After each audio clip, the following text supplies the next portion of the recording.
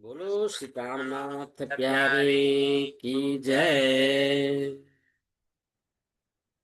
वंदो सतगुरु चरण को, करधनि प्रेम प्रणाम। अशुभ हरण मंगल करण धनि देव चंद्र जी नाम।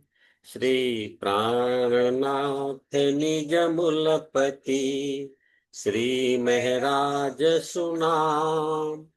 तेज कुंवर श्यामा युगल को, पल पल करू प्रणाम। धनी जी मारा पल पल करू प्रणाम। बोलो श्री प्राणनाथ प्यारे की जय। चर्चा प्रारंभ होत है, सुनो साथ चित दई। भजो राज श्यामा श्री प्राणनाथ, सखी जीवनी हमारो ए। श्री महामत कहे साथ जी, भया चर्चा का वखत। अब तुम सुनियो चित दे, लागे आए बैठे इन तखत। लागे आए बैठे इन तखत। बोलो श्री प्राणनाथ प्यारी की जय।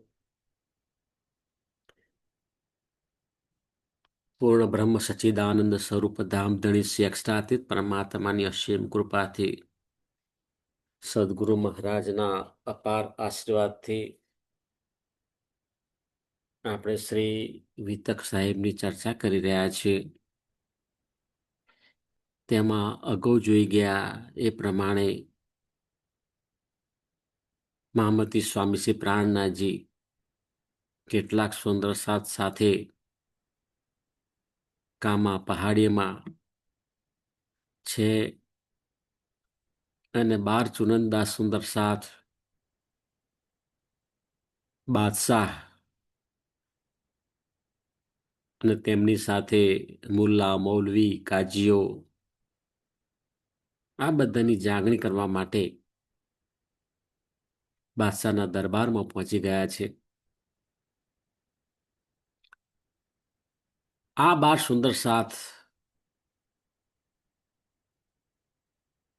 ને સંબોધીને શ્રીજી પત્ર લખે છે અને પત્ર ખરેખર બધા સુંદર સાથ માટે છે કે વિપરીત પરિસ્થિતિની અંદર પણ આપણે કેવી રીતે અંદરથી સ્થિત પ્રજ્ઞ રહેવાનું છે. ગમે તે પરિસ્થિતિ બહાર હોય, સંસાર છે, વિવિધ પ્રકારના લોકો હોય, તમે ધારણા ના કરી હોય એવા પણ લોકો હોય, તમારા કાર્યની અંદર વિવિધ પ્રકારે અડચણ પણ ઊભી કરતા હોય. પણ આવી પરિસ્થિતિમાં શ્રીજી શું કહે છે કે બાહ્ય પરિસ્થિતિ તમારા હાથની વાત નથી. તમારી પોતાની અંદરની પરિસ્થિતિ છે તમારા હાથમાં છે. તે તમારી અંદર જે વિશ્વાસ છે, ધણીજી પ્રત્યેનું ઈમાન છે, શ્રદ્ધા છે, એમાં સહેજ પણ લેશ માત્ર ફેરફાર થવો જોઈએ નહીં. શ્રીજી કહે છે કે જાગરણનું કાર્ય કરવા માટે ગયા છો, તેમાં બધા જ પ્રકારના લોકો તમને જોવા મળશે. જીવસૃષ્ટિ ઉપર અજ્ઞાનતાનું આવરણ હોય છે.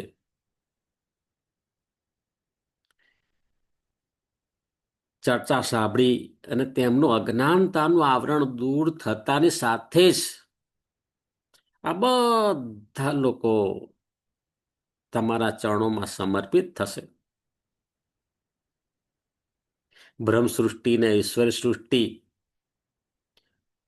તો આ જ્ઞાનથી સમર્પિત થાય છે જ, એમાં કોઈ શંકાના સ્થાન નથી.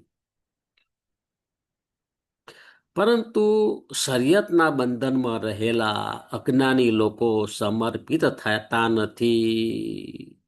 હવે શરીયતના બંધનમાં એટલે તે વખતની જ વાત નથી, આ તો આપણી નિસ્બતી બીતક છે અને આ વિતક પૂર્ણ થઈ નથી.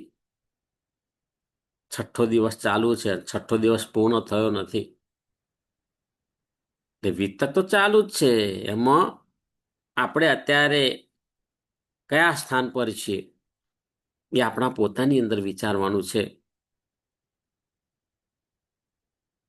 આપણે સંસારના વિવિધ બંધનોમાં ફસાયેલા છીએ, મોહ માયાના બંધનમાં ફસાયેલા છીએ, સંસારના કર્મકાંડમાં બંધનમાં ફસાયેલા છીએ. બધા જ બંધન જ કહેવાય. સત્યનું જ્ઞાન હોવા છતાં પણ અસત્યના માર્ગે જવું કેમ? મજબૂરી છે ભાઈ, ના ચાલે ભાઈ. બંધન છે, અજ્ઞાનતા છે. અને અજ્ઞાનતાને લીધે આ લોકો સાચા અર્થમાં સમર્પિત થતા નથી. સુંદર સાતજી, જ્યાં સુધી આપણામાં જીવ ભાવ છે ત્યાં સુધી ધણીજીની મહેરનો અનુભવ આપણને થતો નથી. તેથી તારતમ વાણી અને વિતક સાહેબની ચર્ચા સતત સાંભળવાની, એનું મનન મંથન કરવાનું અને ધીમે ધીમે એ આપણા જીવના દિલમાં જ્ઞાન ઉતરે છે. જો સુંદર સાહેબ, આ બહુ મહત્વની વાત છે. પહેલું જ્ઞાન જીવ મહેનત કરે છે ને, જીવ મહેનત કરે છે એટલે પહેલું જ્ઞાન જીવના દિલમાં ઉતરે. ત્યારબાદ આ જે જ્ઞાનનો પ્રકાશ છે એ જીવ ઉપર બિરાજમાન આત્મા ઉપર પડે છે અને ત્યાર પછી આત્મ જાગૃતિ થાય છે. અને આત્મ જાગૃતિ થઈ એટલે પરાત્મના દર્શન થાય છે, યુગલ સ્વરૂપના દર્શન થાય છે. સુંદર સાતજી, સત્ય ધર્મનો અર્થ શું છે? સત્ય ધર્મનો અર્થ જ આત્મ જાગૃતિ છે. આત્મ જાગૃતિ એટલે શું? આત્મ જાગૃતિ એટલે નિષ્કામ કર્મ, જીવનમાં સહજતા આવે, જીવનમાં સમર્પણની ભાવના આવે, જીવનમાં આધ્યાત્મિક પ્રેમ ઉત્પન્ન થાય. આ બધાને એક શબ્દમાં કહેવું હોય તેને આત્મ જાગૃતિ કહી શકાય. સુંદર સાતજી, આપણને દુર્લભ વિતક સાહેબ અને તારતમ વાણી મળી છે, પરંતુ આપણે એનો સંપૂર્ણ લાભ લેતા નથી. આપણો મોટા ભાગનો સમય સંસારની ચિંતામાં અને સંસારના કાર્યોમાં જ વહ્યો જાય છે અને બહુ જ ઓછો સમય આપણે આ વિતક સાહેબના તારતમ વાણીને સમજવા માટે આપણે આપતા હોઈએ છીએ.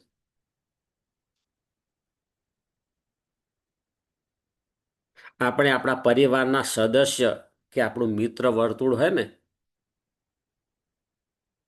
તેમને પણ સમજાઈ શકતા નથી. સુંદર સાતજી, અત્યારે આ દુનિયા છે ને એ મેડિટેશનમાં બહુ જ આગળ નીકળી ગઈ છે. યોગમાં પણ ખૂબ જ આગળ નીકળી ગઈ છે. જ્યારે આપણી પાસે એને સમકક્ષ ચેતવણી આપવામાં આવે છે. ચેતવણી એ એક પ્રકારનું ધ્યાન, મેડિટેશન, યોગ એ બધાનો નિચોડ જ કહી શકાય, કારણ કે બધાની જરૂર પડે છે. યોગથી શારીરિક તંદુરસ્તી મળે અને મેડિટેશનથી માનસિક તંદુરસ્તી મળે, તો આ બંનેની જરૂર છે ને. આ બંને હોય તો તમે સારામાં સારું ચિત્તવની કરી શકો. અને ચિત્તવની કરવામાં આપણે કચાશ રાખીએ તે યોગ્ય નથી. સુંદરસાદજી, આ સંસારમાં ધણીજી આપણને શા માટે લાવ્યા છે? દુઃખરૂપી માનો ખેલ બતાવવા માટે લાયા છે. આ દુઃખરૂપી માનો ખેલ તો બતાવે છે, પરંતુ તેની સાથે સાથે સાથે આ પેકેટ છે ને, એમાં ધણીજીના અનંત લાડ પણ ભરેલા છે. ધણીજી આપણને ખૂબ ખૂબ ખૂબ જ પ્રેમ કરે છે, જેનો આપણે આત્મજ્ઞાનથી અનુભવ કરવાનો છે. આપણને તારતમ વાણી આપી છે. તારતમ વાણીથી નિજાનંદના દ્વાર ખુલી જાય છે. આપણને સાચા આનંદનો અનુભવ થયો ને, એને જ નિજાનંદ કહેવામાં આવે છે. એ સાચો આનંદ આત્મ તત્વની અનુભૂતિથી પ્રાપ્ત થાય છે. સુંદર સાચી, એટલે સાચા ધર્મનું નિચોડ કહે ને તો આત્મજ્ઞાન. જો આત્મજ્ઞાન પ્રાપ્ત નહીં કરીએ તો શું થશે? સામાન્ય જીવનની અંદર પણ તમે જુઓ, આત્મજ્ઞાન વિનાનો વ્યક્તિ હોય એની અંદર ઈર્ષા, દ્વેષ, કામ, ક્રોધ, લોભ, મદ, મોહ ઠસોઠસ ભરેલું હોય. માનવ શરીર છે, બાકીનું બધું આ ભરેલું છે. પણ આ બધી બાબતો છે એ આપણને આધ્યાત્મિક માર્ગની અંદર રૂકાવટ ઊભી કરે છે. એનાથી આત્મનું કલ્યાણ ક્યારેય થતું નથી. સુંદર સાતજી, તારતમ વાણીથી યુગલ સ્વરૂપને આપણા દિલમાં ધારણ કરવાથી જ પરમાનંદની પ્રાપ્તિ થાય છે. કેટલું સચોટ અહીંયા આગળ ધણીજી આપણને સ્વામીજી કહે છે કે તારતમ વાણી આપણા માટે આવી છે. તારતમ વાણી નું વાંચન, મનન, મંથન કરી અને એ વાણીનું જ્ઞાન આપણે જીવનમાં ઉતારીએ, આપણા દિલમાં ધારણ કરીએ, અને જેમ જેમ આપણા દિલની અંદર ધારણ કરતા જઈએ, જેમ તેમ જે પરમ આનંદ છે એનો અનુભવ થાય છે. આપણને પરમ આનંદનો અનુભવ થયો નથી એટલે સંસાર આપણાથી છૂટતો નથી. સાથ સાથે આપણે જે સાંભળી છે તારતમ મંત્રના નામની અંદર જે વિવાદ ઉભો થયો છે, નથી કરવાનું. એટલે મૂળભૂત આપણા ધામધણી છે રાજ્ય મહારાજ રાજશ્યામાજી, સચ્ચિદાનંદ સ્વરૂપ છે, અક્ષરાતીત પરમાત્મા. એમને આપણે યાદ કરીએ છીએ. તે એમને યાદ કરવા માટેના અનેક શબ્દો હોય, જેને જે શબ્દની અંદર શ્રદ્ધા બેસે એ રીતે એ યાદ કરે. પણ ક્યારેય એવું ના કહેવાય કે ના આ સાચું છે, આ ખોટું છે.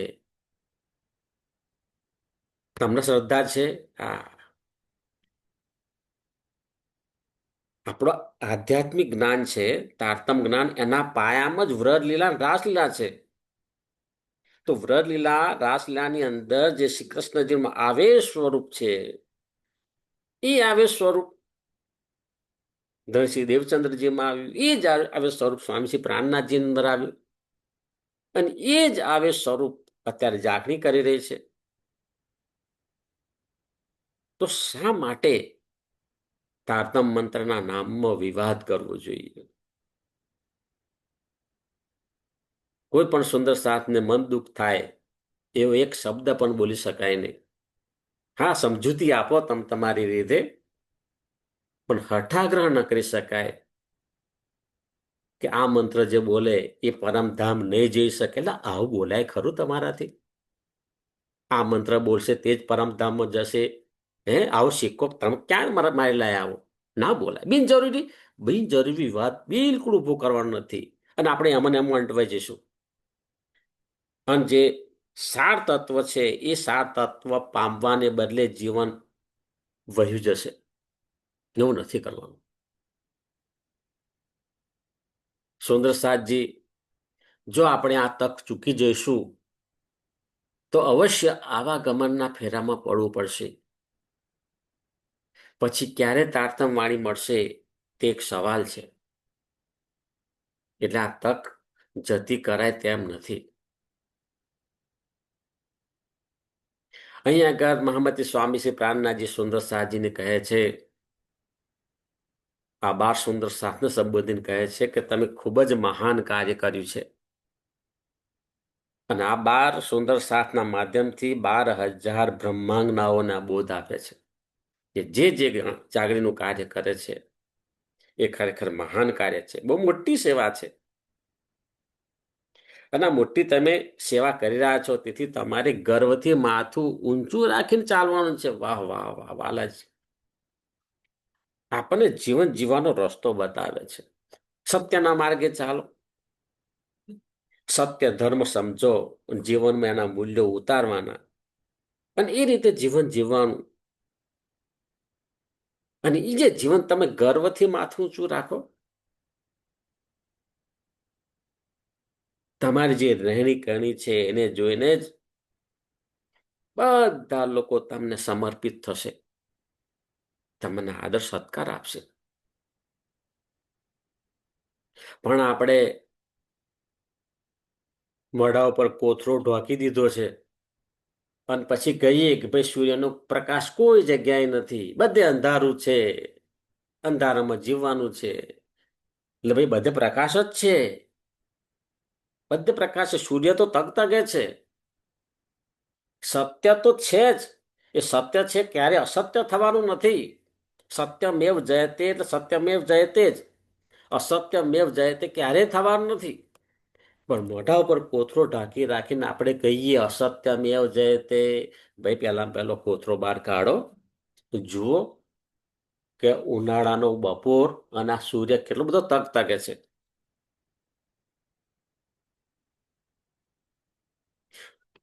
જો કોઈ તમારામાં એક દોષ કાઢે, બને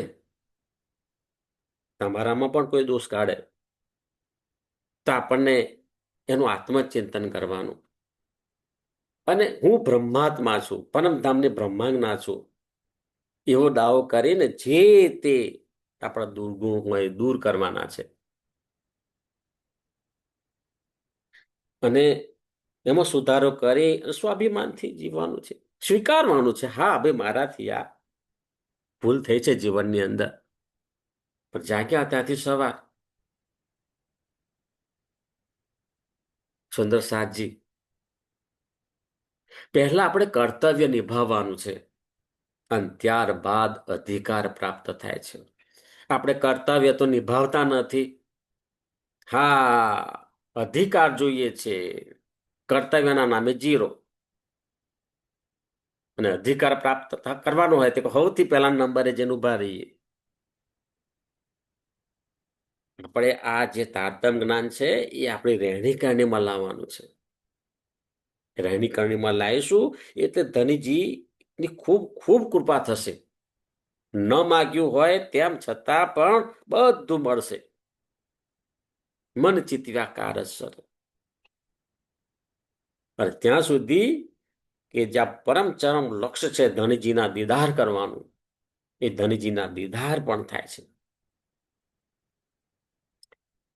તારતમ વાણીની અંદર એક સુંદર દ્રષ્ટાંત આવે છે. એમાં કહે છે કે જેવી રીતે ગોવિંદ ભેડાની બનાવેલી પ્રેત નગરી.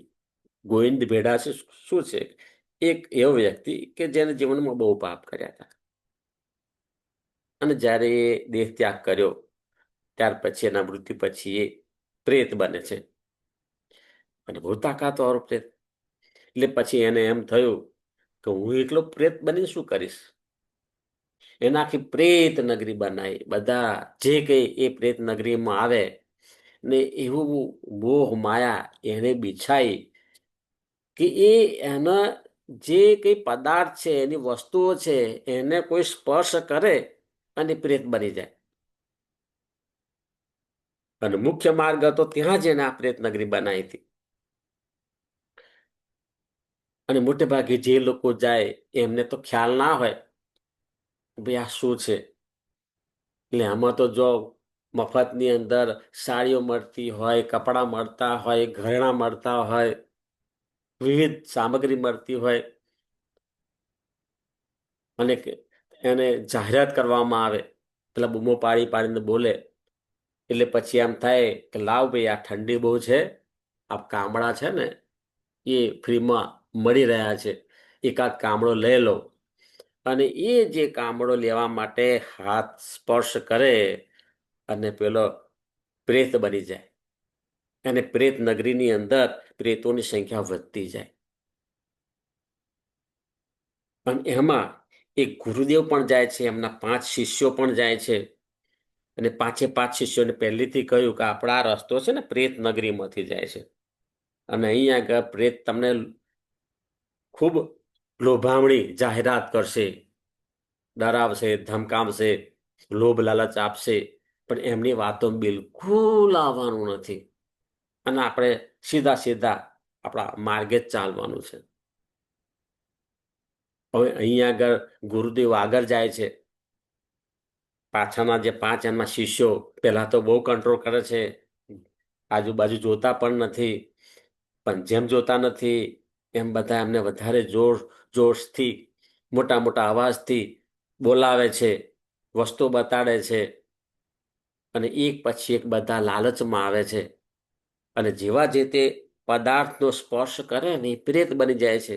ગુરુદેવ સામે આગળ નીકળી ગયા અને આગળ નીકળીને એમને પાછળ જોયું તો એમના પાંચે પાંચ શિષ્ય પ્રેત બની ગયા હતા. હવે આ જ્ઞાન આપ્યું હોવા છતાં પણ એ જ્ઞાન જીવનમાં ઉતર્યું ન હોવાથી એ ભ્રમિત થઈ ગયા. અહીંયા આગળ પણ અહીંયા આ સંસાર પણ એક પ્રેત નગરી છે. સંસાર એ પ્રેત નગરી છે એટલા માટે સંસારની અંદર કામ, ક્રોધ, લોભ, મદ, મોહ આ બધા અવગુણો આપણને ફરી વળે. અને એ અવગુણ લીધે આપણે માયા તરફ દોટ મૂકીએ છીએ અને આપણો બધો સમય એમાં જતો રહેશે. અને આપણું પરમ ચરમ લક્ષ્ય છે કે સ્વ સ્વરૂપની ઓળખાણ કરવી, સ્વ સ્વરૂપને જાણવું. અને એના માટે આપણું આ તારતમ જ્ઞાન છે, વિતક સાહેબનું જ્ઞાન છે, એનું ચિંતન મનન મંથન કરવું, જીવનમાં ઉતારવું, એ કાર્ય રહી જાય છે. અને ફરી 84 લાખ યોની ફેરાની અંદર આપણે ફરવું પડે. ફરીથી આપણું મનુષ્ય દેહ ક્યારે મળે, ફરીથી આ તારતમ વાણી મળે કે કેમ, સાચા સદગુરુ મળે કે કેમ, એ બધા સવાલ છે.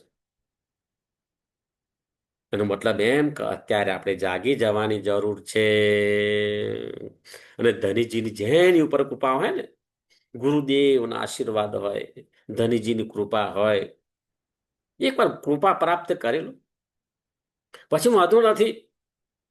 પછી આ માયા નગરીની અંદર તમે તમારું કામ કર્યો, ફરજના ભાગરૂપે નિષ્કામતાથી આપણે સંસારની ફરજ બજાવવાની હોય છે, કરીએ. પરંતુ આપણને સભાનતા સાથે કામ કરવાનું છે. સભાનતા સાથે આપણે કામ કરીશું તો કોઈ નાય પ્રભાવમાં આપણે આવીશું નહીં. હા ભાઈ, મારી સેવા કરવી એ મારો મૂળભૂત અધિકાર છે, મારા ગુરુ મહારાજ ના આશીર્વાદ છે. જો તમારી તન મન ધનથી થાય સેવા કરો, પરંતુ અંદર એક સભાનતા પણ છે. એ સભાનતા જે છે એ સતત તમને ધનીજી સાથે જોડાયેલી રાખે છે. તમે સતત ધનીજી સાથે જોડાયેલા છો. તમારું અંદરનું સ્વામિત્વ છે ને ક્યારે તમે ચૂકવા દેતા નથી. એ સભાનતા આપણે સતત જાગૃત રાખવાની છે. એ જ છે સાચો ધર્મ. ધર્મનું પરમ ચરમ જે સાર તત્વ એ જ છે કે અંદરથી સભાનતા રાખવી, અંદરથી જાગૃતિ રાખવી અને સંસારના કાર્યો કરવા. ને તો બહુ અઘરું છે ભાઈ. આ સહેલું નથી. એવું નથી બહુ સરળતાથી આ સંસારની અંદર જીવાય છે. ના, આ સભાનતા બહુ જ જરૂરી છે. તો જ તમે આનંદથી જીવી શકશો. તમારો જન્મ સફળ રહેશે. સુંદર સાજી પરમધામની આત્માઓ હોય એમની અંદર ક્યારે કોઈ વિકાર હોઈ શકે ખરો? ના, એમાં બિલકુલ વિકાર નથી. એ તો દુઃખ બી માનો ખેલ જોવા માટે આવી છે. પરંતુ આ જગતમાં જે જીવ ઉત્પન્ન થયા છે અને એ જીવ આપણી અંદર છે, અનંત અનંત જન્મો લઈ અને જીવ અત્યારે આપણા શરીરની અંદર સ્થાન લીધું છે.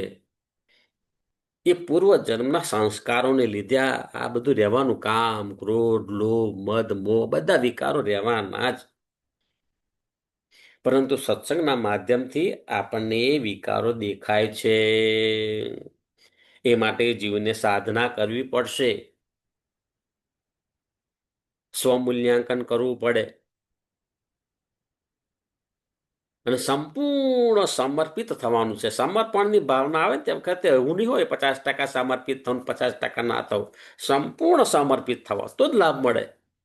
સંપૂર્ણ ઈમાન હોય અને તેનાથી આ ભવસાગર આરામથી પાર કરી શકાય છે અને ધનીજીના દીદાર થાય છે. એમાં કોઈ શંકાને સ્થાન નથી. સુંદર સાહેબજી, આ ધનીજી 12 સુંદર સાથ મારફતે 12,000 જે બ્રહ્માંગનાઓ છે એમને બોધ આપી રહ્યા છે. શ્રીજી કહે છે કે સુંદર સાથજી,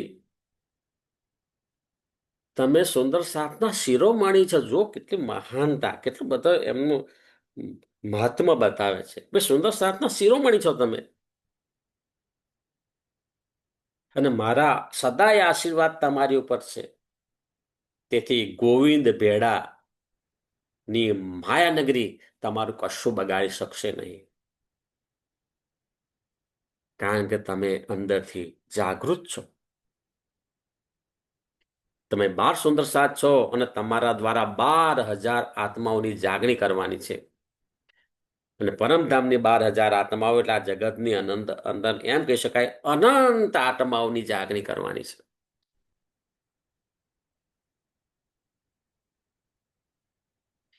તેથી આ 12 સુંદર સાથને કસોટીમાં ઉતાર્યા છે અને કસોટીમાં ઉતારી વિતક મારફતે આપણને બોધ આપી રહ્યા છે. બાદશાહની જાગણી થવાની નથી, તેઓ ખરેખર કતેબમાં જણાવેલું છે. તેમ છતાં પણ આ 12 સુંદર સાથ ઉદાહરણ રૂપ બનીને જાગણીનું કાર્ય કરી રહ્યા છે.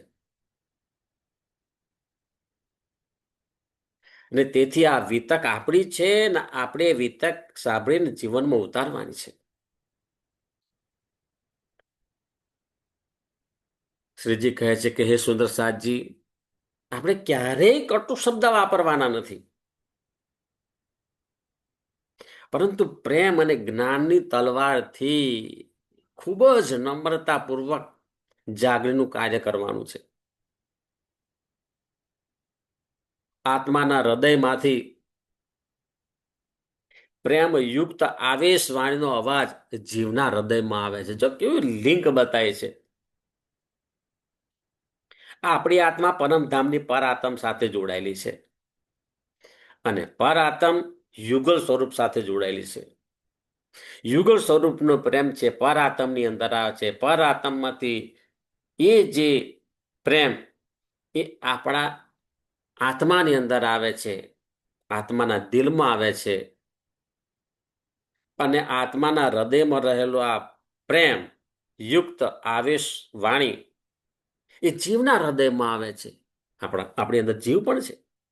જીવના હૃદયમાં આવે અને જીવના હૃદયમાંથી આપણા શરીરના હૃદય દ્વારા મુખાર બિંદથી આપણે અમૃતવાણી બોલીને જાગરણનું કાર્ય કરીએ છીએ.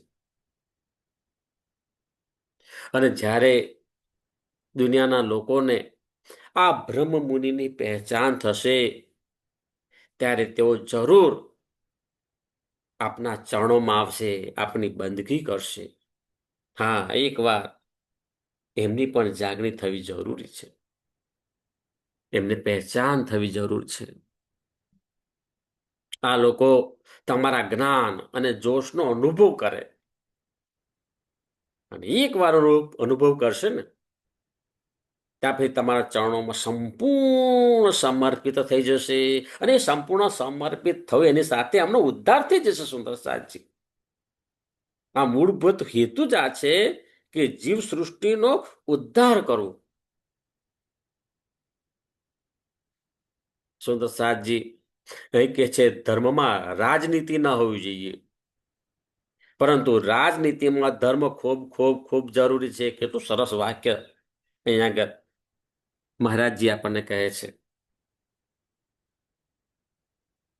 શ્રીજી કામા પહાડી છે તે જણાવે છે, તમે મારી બિલકુલ ચિંતા કરશો નહીં, પરંતુ તમે તમારું સંપૂર્ણ ધ્યાન રાખશો અને તમને જે કાર્ય સોંપ્યું છે એ કાર્યને પૂર્ણ કરવાનું સંપૂર્ણ ધ્યાન એમાં રાખજો. મારી ચિંતા કરશો નહીં. હું અત્યારે કામા પહાડી છું, ત્યાંથી અન્ય સ્થળે જઈશ અને તારતમ જ્ઞાનથી શરીયતની અંદર અંધ લોકો છે એમની વિરુદ્ધ ધર્મ યુદ્ધ કરી. જો શ્રીજી અહીંયા આગળ શબ્દ વાપરે છે ધર્મ યુદ્ધ. છેવટે આ પણ કહે છે કે સીધી રીતે ના સાંભળે તો જરૂર પડે તો એના માટે ધર્મ યુદ્ધનો લલકાર પણ કરીશ. સુંદર સાતજી, આપણે ક્યારેય દજ્જલ બનવાનું નથી, દજ્જાલના કાર્યો કરવાના નથી. સુંદર સાતજી, તારતમ વાણીમાં સૌ પ્રથમ રાસ કિતાબ આવે છે. જો ધણીજીના ચરણ છે, આધ્યાત્મિક જગતનો પાયો છે એમ કહી શકાય. પણ ત્યારબાદ પ્રકાશ કિતાબ આવે છે. રાસ કિતાબમાં વ્રજલીલા અને રાસલીલાનું ખૂબ ખૂબ સુંદર વર્ણન કરેલ છે. પરમધામના પ્રેમનો અનુભવની શરૂઆત ત્યાંથી થાય છે આપણને, અને આપણી જ વિતક છે. અને રાસ કિતાબ પછી પ્રકાશ કિતાબ આવે છે, અને પ્રકાશ કિતાબમાં પ્રકાશ થાય છે. એનો મતલબ શું કે આત્માઓ એકવાર ફરીથી પરમધામમાં જાય છે, પરમધામમાં જાગૃત થાય છે, પ્રકાશ થયો, પરંતુ ફરીથી આ માયાનો ખેલ જોવાની ઈચ્છા પૂર્ણ ન થઈ. તેથી ફરીથી આ માયાનો ખેલ જોવાની માગણી કરી, અને અત્યારે આપણું આ ત્રીજું જાગની લીલાનું બ્રહ્માંડ છે. આમાં બધી આત્માઓ માયાનો ખેલ જોવા માટે આવી છે. આ માયાનો ખેલ જોવા માટે આપણે આવ્યા છે, માયામાં રમવા માટે આવ્યા નથી. એ સમજવું એ પણ એક સભાનતા છે. સુંદર સાથ છે.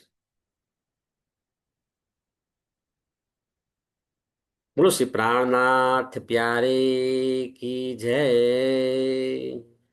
સદગુરુ મહારાજ કી જય, કૃષ્ણ કનૈયા લાલ કી જય. પ્રણામ સુંદર સાધ્ય. સુંદર સાધના ચરણોમાં મારા કોટાન કોટી પ્રણામે.